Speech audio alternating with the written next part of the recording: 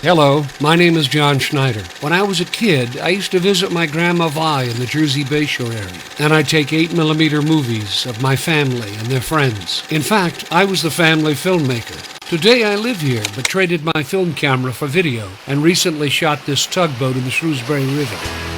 Welcome to Jersey Bayshore country. This is where you'll find Raritan Bay, the Atlantic Ocean, as well as Sandy Hook Bay. Where is the Jersey Bayshore?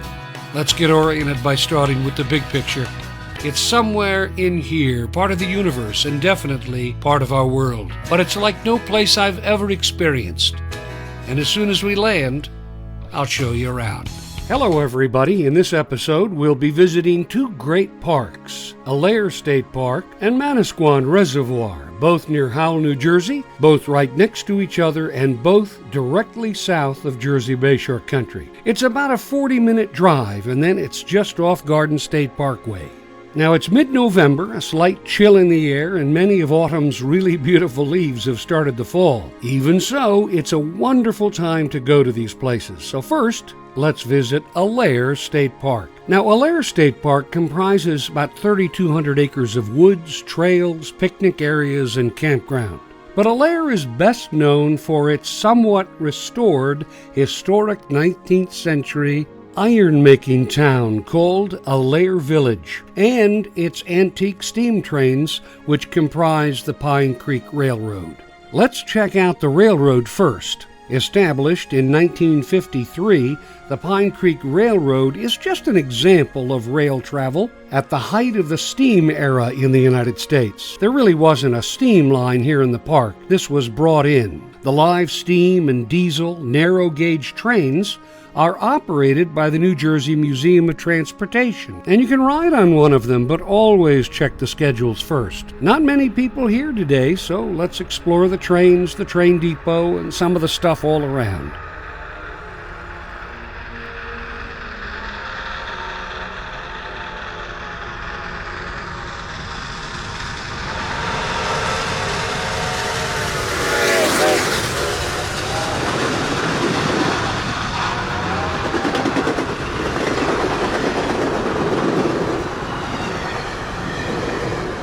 Here's the coupler, where the rest of the train would couple onto. This thing would move out, and the other one would interlock with it, and that's how they did it.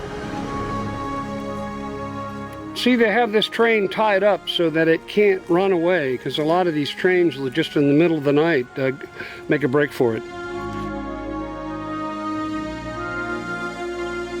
These are some of the track signals they used to use. I think everything's computerized now, but these were the various track signals that would be used to tell a train that to go on a certain track or to stop, or various things like that. Not sure what this is, but it looks like you fill sand with it, or rock, and maybe it spills additional rock into the bed.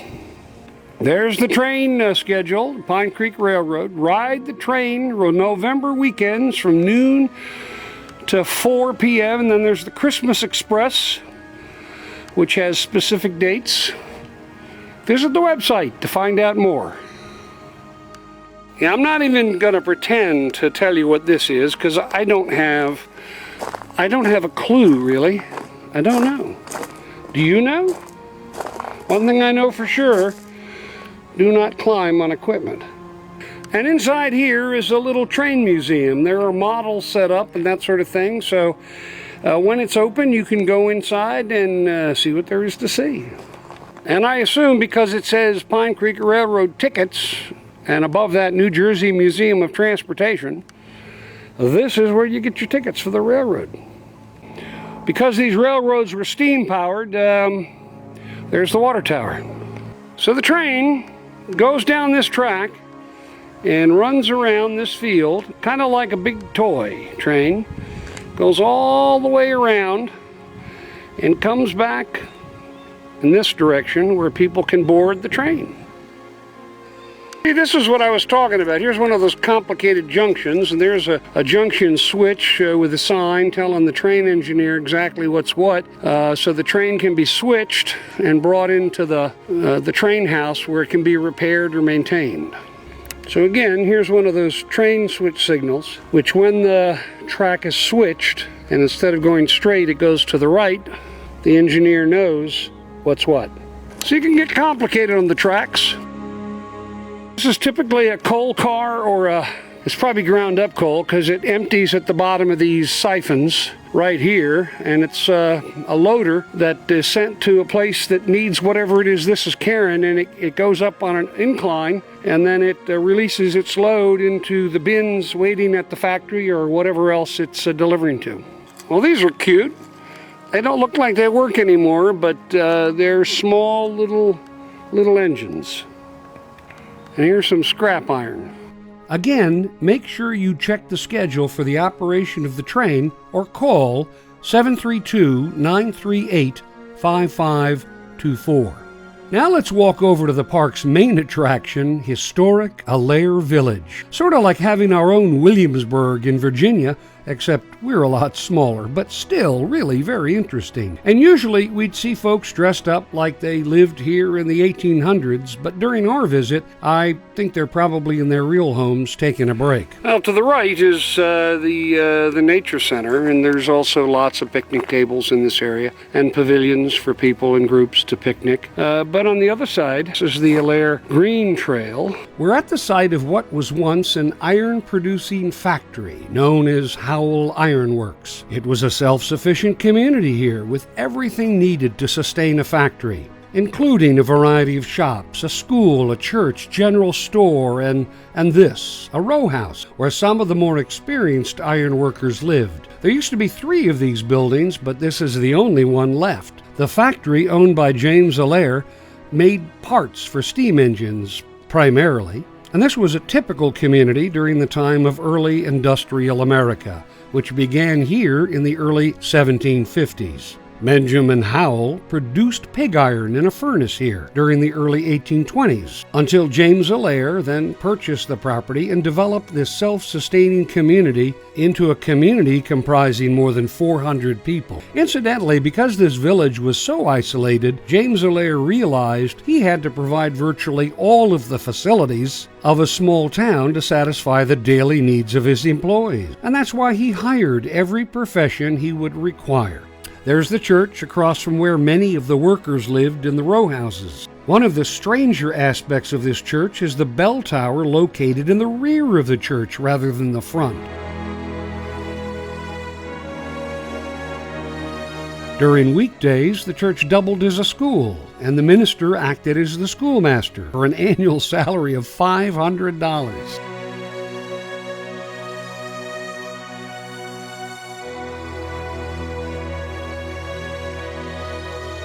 Here's a look inside. The church and the living quarters are located at the highest point of the village. But now let's walk down the path to where the factory and shops were located. There's the dammed-up mill pond straight ahead, and you can see the incline from the pond up to the church and the row houses. So here's the mill pond. It was fed by a stream named Mill Run, and it was built to hold water, which is really the source of power for Allaire's mill, which is located along the stream bank. Below the dam was a grist mill and a screw factory, both operated by water power. Few colorful trees and bushes are left, but most of the leaves have fallen here. It's, again, about mid-November. On the other side of the dam, it looks like there was an opportunity to slide something down those grooves to dam this side as well.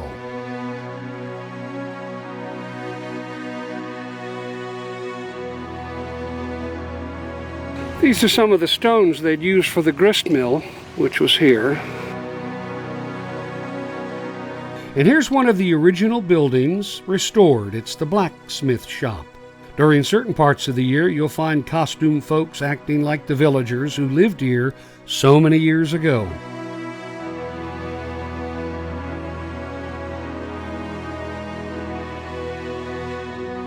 Off in the distance, you can see the furnace, which we're going to visit next.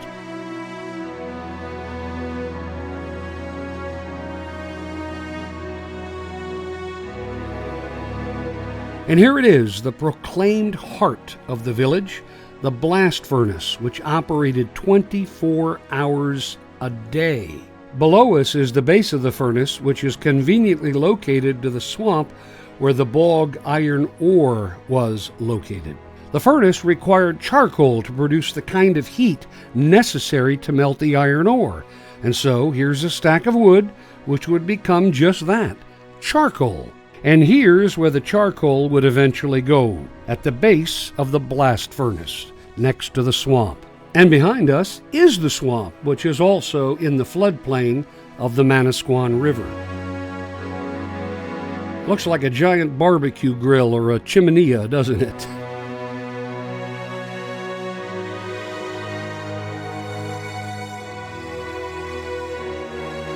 And this is where the charcoal was stored in this warehouse, which no longer stands. Only the foundation and part of the corner wall can be seen today. And see how they stack the wood to burn it and create the charcoal? There must have been the smell of burning wood and charcoal throughout the day and the night. I wonder if they ever got used to it. And there are lots of beautiful old trees spread throughout the village, like this one. Is it a maple? I'm not sure. Here's the old carpenter shop with a traditional carpenter's golf cart on the left. Another glimpse of the last of autumn.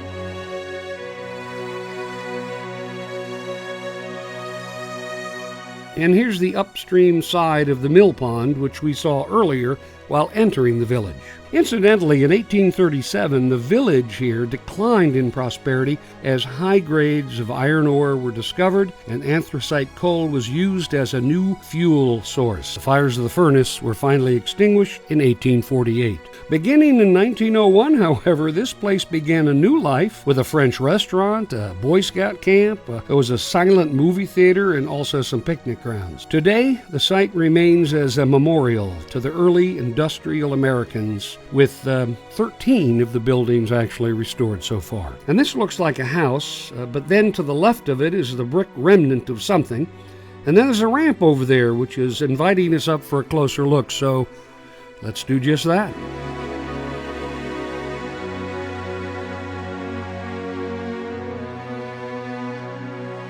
Over there is the stage depot, which would help to transport goods to trains and steamships for delivery to other parts of the area, like New York City. And if you peek inside the windows of this building, you can see horse-drawn carriages. And here are the stables where the horses were kept and fed.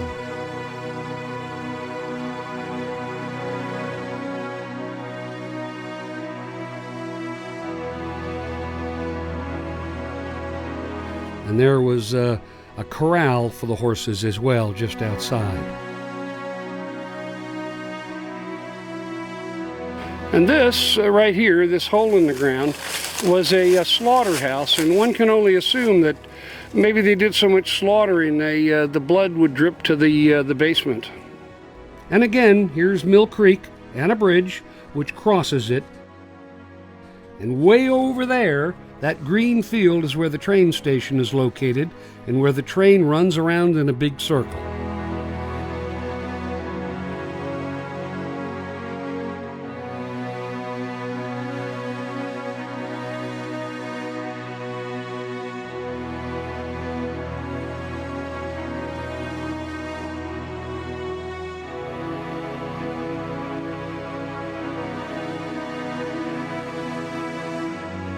You know, I'm always surprised about something when I'm out shooting something for the show.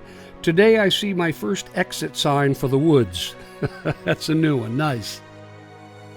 And that, my friends, is Allaire State Park. For more information about the park, visit this mouthful of a website address on your screen. Next, we're going to visit Manasquan Reservoir, which is located nearby. But first, I stumbled upon an old cemetery on the way. It's Brewer Cemetery, located in a nearby village called Squonkam, New Jersey, which is part of Howell. Squonkam, which is a great word, is a word that was used by local Lenni Lenape Indians, which means place where evil spirits dwell. You know, it's always with a profound amount of respect that I visit these old cemeteries. These are clearly some of the early settlers and some of the people that worked under very difficult conditions on farms and in homesteads. making all of this around us possible.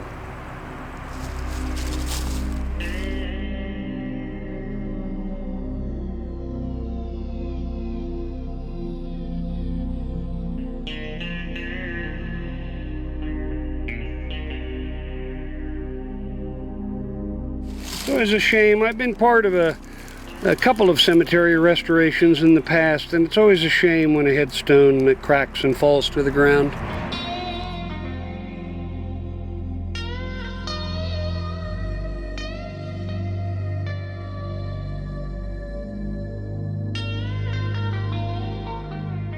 Even in the corner of the cemetery, in the very back where the formal woods begin, there are tombstones.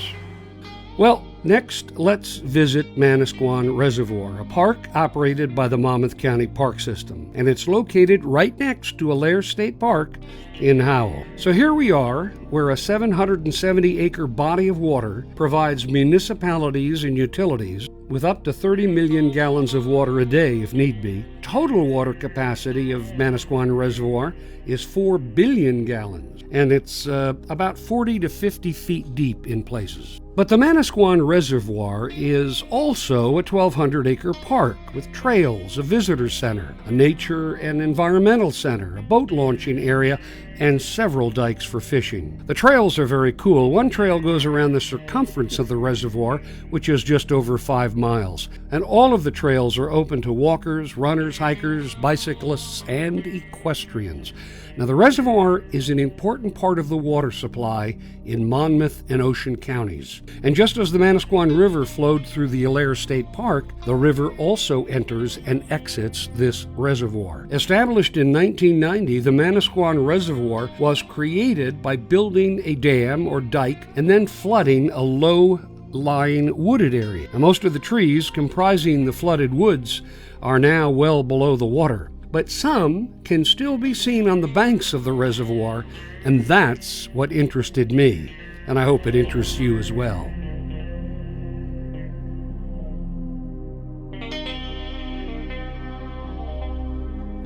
It's a stunning yet haunting forest of tree skeletons.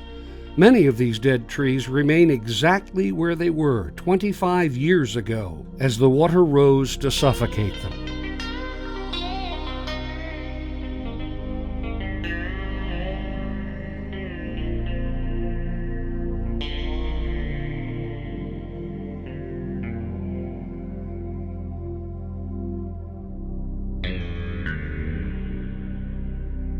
As you walk among these trees, it's like looking at clouds in the sky, each wooden shape conjuring other forms, like faces and snakes and knotty arms reaching for the sky.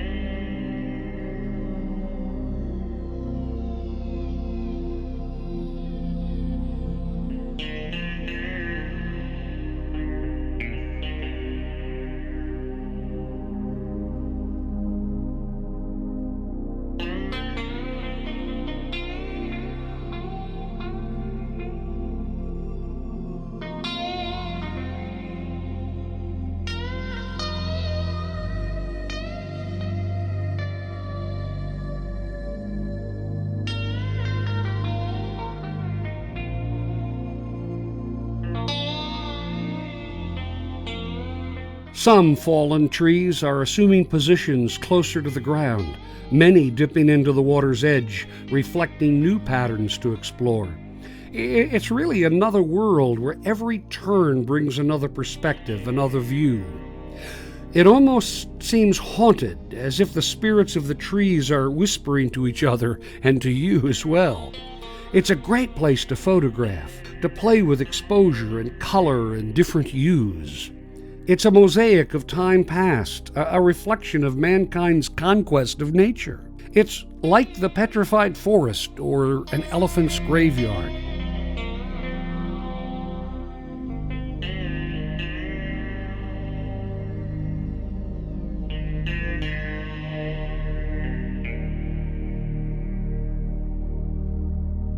I couldn't help but think of the majestic banyan trees indigenous to some of the southern states, or giant driftwood along an ocean's beach.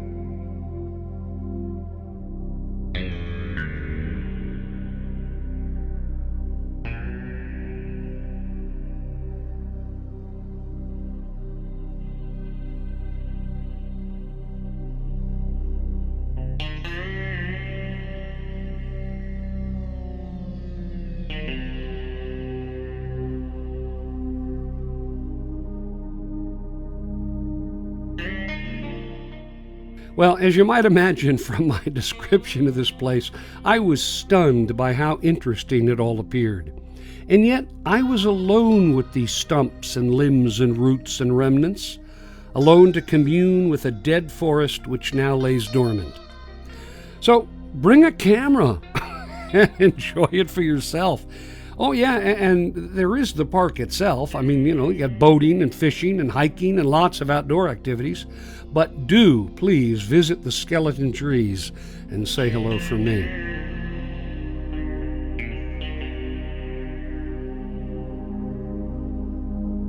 Well, this brings us to the end of the program, but not before showing a music video of an original song I did called Dig That Bone.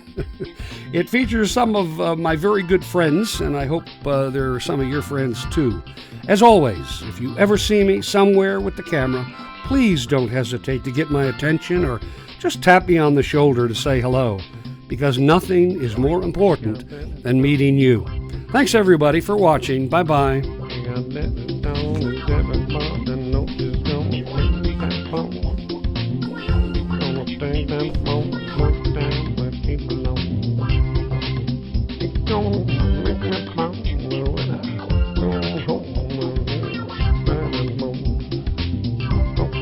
Come on, come on, here we go. Here we go. Here we go. Here we go. Here we go.